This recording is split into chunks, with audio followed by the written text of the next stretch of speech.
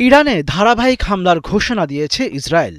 দেশটির সামরিক বাহিনী জানিয়েছে তারা তেহরানের সরকারি অবকাঠামোর উপর ধারাবাহিক হামলা শুরু করেছে। এছাড়া তেহরান, কারাজ, ইস্পাহান এবং নাতাঞ্জ সহ ইরান জুড়ে মার্কিন ও ইসরায়েলি হামলা অব্যাহত রয়েছে।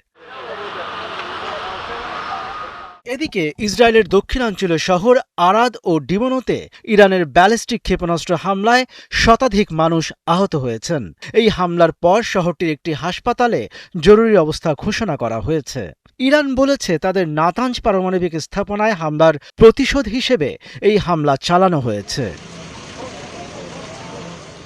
ইসরায়েলি প্রধানমন্ত্রী বেনিয়ামিন নেতানিয়াহু এই ঘটনাকে যুদ্ধের এক কঠিন দিন বলে অভিহিত করেছেন। এদিকে ইসরায়েলি শহর ও উপসাগরীয় ঘাঁটিতে হামলার দায় স্বীকার করেছে ইরানের IRGC।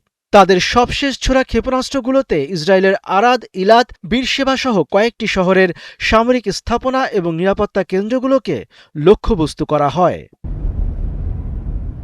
এছাড়া সংযুক্ত আরব আমিরাত ও কুয়েতে অবস্থিত সামরিক ঘাঁটিতে হামলার দাবি করেছে ইরান। দেশটির রাষ্ট্রীয় সম্প্রচার মাধ্যম IRIB জানিয়েছে ইরানের নৌবাহিনী ব্যালিস্টিক ক্ষেপণাস্ত্র ও ড্রোন ব্যবহার করে সংযুক্ত আরব আমিরাতের আল মিনহাদ ঘাঁটি এবং কুয়েতের আলী আল সালেম বিমান ঘাঁটির বিভিন্ন স্থাপনা ধ্বংস করেছে। এদিকে ট্রুথ সোশ্যালে এক পোস্টে মার্কিন প্রেসিডেন্ট ডোনাল্ড ট্রাম্প হুমকি দিয়েছেন যে 48 ঘণ্টার মধ্যে হরমুজ প্রণালী খুলে দিতে ব্যর্থ হলে তিনি ইরানের বিদ্যুৎ কেন্দ্রগুলো নিশ্চিহ্ন করে দেবেন।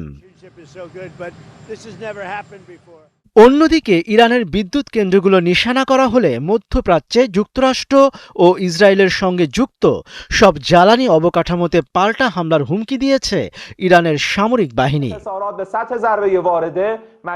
মনিরুজ্জামান বাবু, একাত্তর।